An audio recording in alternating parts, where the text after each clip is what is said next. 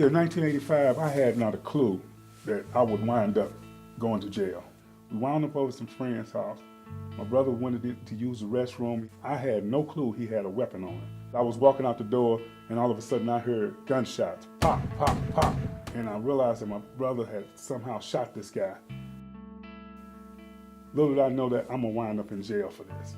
After waiting for trial for 2 years, I was devastated, one, because I continued to pray and I knew God was going to, somehow vindicate me of this. They came back with a guilty verdict of 3 counts. I was only charged with 2 counts, but they come back with 3 counts.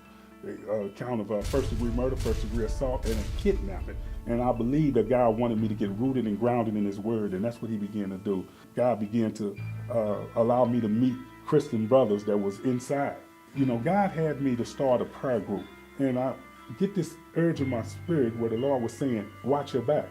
And one of the guys asked me, say, Greg, did you snitch on Psycho? I said, snitch? What are you talking about? So really the enemy was trying to set me up to be able to try to have guys think I was a snitch so that these guys would kill me. His friends had actually snitched on me.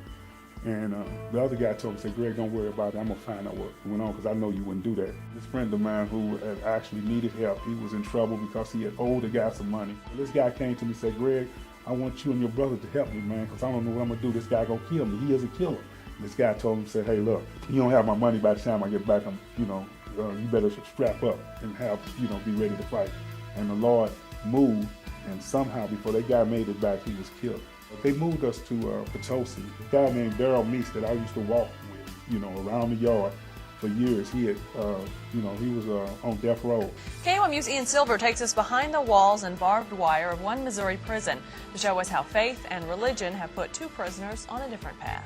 Daryl and I believe God and we trust God. My wife would make me signs, and she would put these signs and send them to me, big old banisters, and I would put them up in my cell. It's a done deal, I'm out of here. I'm a gone man, you can't stop a gone man. The guys would laugh at us and say, oh, these guys lost their mind. How they gone? They stuck there in prison like we are. The Pope just so happened to be coming in St. Louis, and that day they was planning on executing Daryl. Pope walked up to the governor and told the governor, say, hey, don't execute that guy. And the governor said it was like an epiphany, and he refused to execute. He gave him a stay of execution. And a little girl, 8 years old, she was a Christian, her name was Christy Beth.